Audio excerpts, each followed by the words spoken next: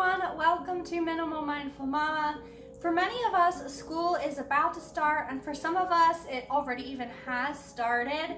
So today I wanted to create a video sharing my tips for making the transition back to school as easy and simple as possible.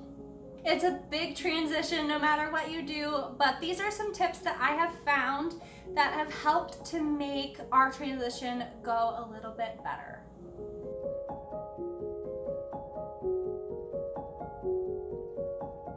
So the first idea I want to share with you today is to create a drop zone in your house when your kids first come in the door. Have a designated spot where their backpacks go and their shoes go, and this will help to prevent those things getting scattered all over the floor. In our house, we've created hooks as well as shoe bins for each child so that when they come home, they can hang up their backpack on their hook and then their shoes each go in their individual shoe bins. Having this just inside the front door has really helped to minimize the mess. Another thing we've done to help minimize that mess is to create a designated folder basket. So I have a basket where my kids can put all of their school papers and their folders when they get home from school. They really like to empty those out of their backpacks as soon as they get home and show me their papers and such. So by having a basket sitting there that's specifically for folders and school papers, they can put them directly into the basket, and then I'll just go through the basket at the end of each week. And that way I can determine what papers to keep, which to display, and which to throw into the recycling bin. Again, this has really helped to minimize the messes of school papers being scattered all over the floor as soon as they get home from school. Another tip I have for you is to create your children a capsule wardrobe.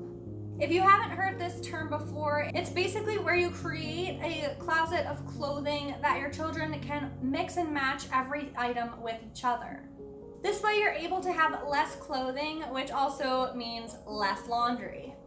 Now, at my children's school, they actually have a school uniform. And so for us during the school year, we have their uniform items. And then I usually keep about 3 shirts and a few dresses besides their school uniform, since most of the weekdays, they're just wearing their school uniform anyway. This really helps cut down on the amount of back to school clothing shopping I need to do. And again, also how much laundry that I have to do. If your school doesn't have a uniform, obviously you'll need a few more pieces than that. But go through your child's clothing and determine what pieces they actually like to wear. And this can really help you to determine what to keep and what to let go of. My fourth tip for you today is to go ahead and plan out what you're planning on sending your children for lunches and snacks. I've created a master list of ideas that have ideas for fruits and ideas for vegetables and for proteins and for snacks. I'll go ahead and display that right here so that you can take a look at it, but you can definitely take ideas from that or create your own list as well. By taking some time now to put that together, I'll have that as a resource throughout the school year so that whenever I'm blanking on what to get from the grocery store or what to send my kids for lunches and snacks, I can easily refer to that list to get some ideas. Now that I've made this list, I'm really feeling confident about school starting and having a plan of what to send my kids for lunches. My fifth tip is to be mindful of the back to school transition, not only for yourself, but for your children. Those first few weeks can be really rough as your kids are learning a new routine at school, they're making new friends, they're getting to know a new teacher. They're working hard to make a good impression at school all day those first few weeks. And so when they come home to you, who they feel safe with, there's inevitably going to be some meltdowns. They're extra tired and a little bit extra stressed, and depending on their personality, they may react to this in different ways. I have a daughter who's introverted, and so she definitely likes some alone time after school. Other children may react to this by acting out, so just keep this transition in mind as you're planning your activities for those first few weeks, and maybe try to keep your evenings relatively free to allow for your children to have some extra space and extra rest as they make a big transition.